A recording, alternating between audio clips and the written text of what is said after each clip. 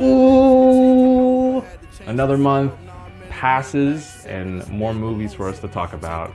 Cold opens are so weird. February. Spray is over. Wait, hold up. If I say so, spray a roller, spray the fold up. Niggas gun fellas like Ray Liotta. Spray 80, the baby woke up. February 2022.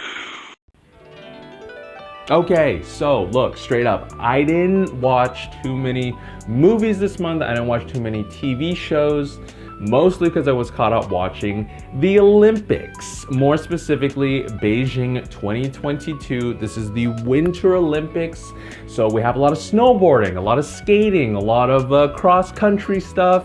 The one with the shooting and the curling, and then we got the one with the big jumps. And just fun. I love when the Olympics comes back around every 2 years, and it's just countries coming together, all meeting in one place and just agreeing to compete, throw your best athletes out there, and it's impressive. It's impressive seeing what the human body can do, and just seeing time and time again every 2 years.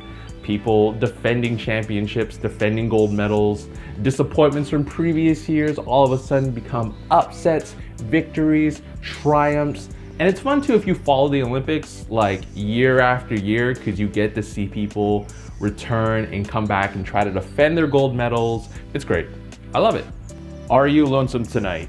A Chinese film starring the one and only Eddie Peng. I like him. He's a great leading man, but I just kind of wish he had a film to flex those acting chops a little bit. But I don't think this film particularly is that for him. It's a little bit of a character drama in the first half. It's more noir focused in the second. I think the film gets the noir atmosphere right, but the overall journey just doesn't feel all that spectacular. I really like the flashback sequences highlighted by the handheld cinematography. That's one of my more favorite parts of the film visually. But other than that, I didn't really think this was a very unique film in particular. Django and Django. Okay, so I found this film on Netflix just on the front. It's a really perplexing doc. I actually don't know why this is on here. It felt like a glorified bonus feature on a Quentin Tarantino film or like a Corbucci Criterion release. This documentary is a profile on one of my favorite Western directors, Sergio Corbucci, who directed The Great Silence. If you haven't seen The Great Silence, I highly recommend it. It's one of my favorite Westerns, but there's only 3 people interviewed in the film: Franco Nero, Ruggero Deodato, and Quentin Tarantino, who eats up a bulk of the running time of this film, and I have no complaints. I like Quentin Tarantino, but I think the filmmakers also understand, or at least are cognizant, that Tarantino's the best part of this film. He's enthusiastic and he has a bottomless well of film literacy. This whole film kind of felt like a podcast, honestly. Had the other interviews not been in Italian, I probably would have just put it on in the background while I played Halo or something. Just a really misguided documentary overall. Nina Wu. Yeah, this one was a very confrontational psychological drama with great cinematography and lighting choices. I wish the film stuck to its surrealist elements a little bit more.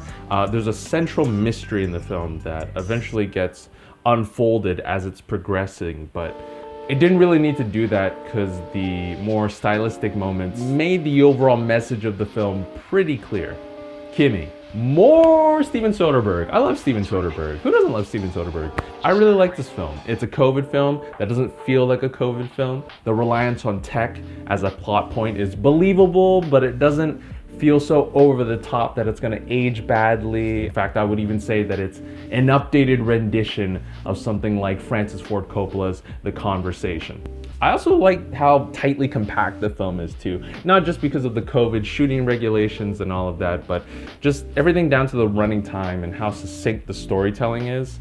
It just goes by fast and it's just really easy to digest. It's a very digestible film. Test Pattern. So this is a little indie flick about, without spoiling anything, trauma. This is a great debut from Shantara Michelle Ford, who has this confidence in her directorial style because there's a lot of breathing room. A lot of what makes this film great is the characters and how Ford confidently directs these scenes so that there's breathing space between the dialogue. I think one of the best things that the film does is that it takes a whole 15 minutes, it might be longer than that, but this whole opening chunk that establishes the relationship of this couple that we follow throughout the film, and it takes a whole 15 minutes before the opening title pops up on the screen. I think establishing that relationship early on and to have that just combated by this central conflict that erupts in the middle of the film just does a really good job of creating empathy as a viewer. I really like this film. Time. One thing that really stuck out to me about this film was the look of it, the production. It's a local Hong Kong production, which usually means it's not gonna have too much money behind it. It isn't gonna look like a cheap film, don't get me wrong, but compared to something like Raging Fire that came out a little earlier last year, which was a Donnie Yen film, action film, it's got China co-production, that's gonna look a lot sleeker compared to this. Regardless, the film has a lot of heart. It does. This is a story that doesn't just touch upon very real issues that pertain to elderly in Hong Kong, but just the elderly in general. Themes like aging alone, not being as nimble as you once were, trying not to be overbearing on your family as they start their own. These are very relatable themes and even things that I've thought about. I do think that the film isn't strong overall. There are some weak elements. There's some acting that's questionable. And again, going back to the overall look and the lighting and the cinematography it doesn't look great in some parts. I think, again, this film has heart and it was a very enjoyable watch. Malignant. Very interesting film coming from James Wan, renowned horror director. Some might even say big blockbuster director now that he's directed like Aquaman and Fast and Furious films. So going into this, I expected a horror film, and there's certainly horror elements to it, but with Malignant, it feels much more personal in its conception. There's horror, there's a whodunit mystery, there's a little bit of comedy, there's a little bit of action too. It's an amalgamation of things that James Wan wanted to put to film. And luckily, it's all executed with the competence of somebody who has directed lower budget horror films, who's also directed these big blockbuster films. Have you ever seen old Italian films, giallo films, which are films that were clearly an inspiration for Malignant? Then I think you're gonna find something familiar here. Otherwise, I think the combination of all these things is wholly original, and Malignant is a very fun late night watch. I really like this one. Drifting. Francis Ng is so good, dude. He's so good. This guy's been a dependable actor for a few decades in Hong Kong cinema, and to see him embody Brother Phi, the main character, with such a convincing physicality is another example of his greatness.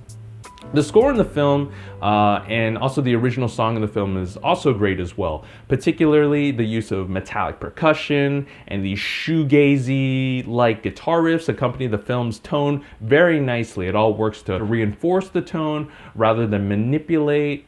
To me, I think that's why I enjoyed the film so much, is that it doesn't feel too manipulative. There's a reoccurring plot point of a lawsuit between a group of homeless people and the Hong Kong government, but it ultimately doesn't feel like the driving force of this film. For me, it's the characters, it's their interactions, their past, vaguely uncovered through random bits of dialogue. I feel lazy for using this term, but it's kind of like a hangout film. But I guess when you're homeless, hanging out is one of the few things that you can do for free, dependent on the bylaws of the area.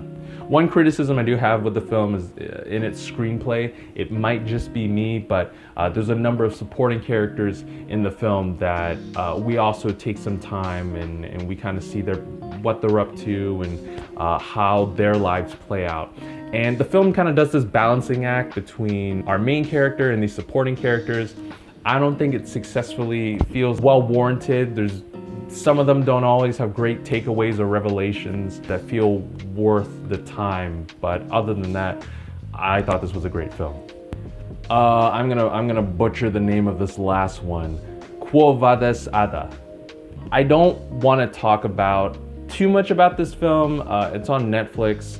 You can go check it out. But just for context, it's a film about the Bosnian War. And if any film from this month you decide to watch after I've talked about them, I would highly recommend this film. Murderville, comedy show, improv. Who doesn't like that? This is a really good, like, lunchtime show. It's a really good show to watch while just eating food. The premise of the show is basically Will Arnett plays a detective and is partnered up with a guest star. Each episode, together they solve a case. But the catch of the show is that the guest is not given a script, so they have to improvise their way through every situation. Among my favorites are Conan O'Brien and Kumail Nanjiani. Everybody approaches improv in a different way, so there are some weaker episodes. Sharon Stone, for example, plays against Will Arnett's energy quite a bit. And Ken Jeong just is laughing the whole time. He is laughing like at everything, and I don't like that episode. But regardless, it's worth checking out, and I'm sure they're gonna do a season 2. I think they're definitely ripe for it, and I'm absolutely excited for possibly whatever guests show up for the next season. All of Us Are Dead. This is the big one. This is the hot new Korean show on Netflix. We know what happened last time when a Korean show came on Netflix. It was I don't know. It was a game changer. It was big. All of Us Are Dead, maybe not as well crafted, I would say. First and foremost, the issue with it, it's a little too long. One thing I didn't see advertised about this show, and I personally don't think is a spoiler, is that this show very much shows differing perspectives during a zombie outbreak. A group of teenagers at a school is where the heart of the show is, and it's opening moments, but on a functional level, I think seeing the reactions from the military, the first responders, and just like other people in the surrounding area was a great way of breaking up the coming of age elements and the teenage angst melodrama. With that said, there are too many characters in this show. There are a little too many episodes. There definitely could have been some fat trimming in this show. There are characters that get screen time in this show that I don't feel really contribute much to the overall plot of the show. I feel like death in the show is treated very cheaply to evoke an emotional response. And the same can be said about some of the romantic elements as well, because remember, we're dealing with teenagers during a zombie outbreak. You gotta throw some of that in there. I just wish the show cut down a little bit of its focus so that we could have more time with its supporting characters and bring down the number of episodes, because I think that at a certain point, not all of the storylines really intersect or converge together in a meaningful way. Okay, that's it. That was February.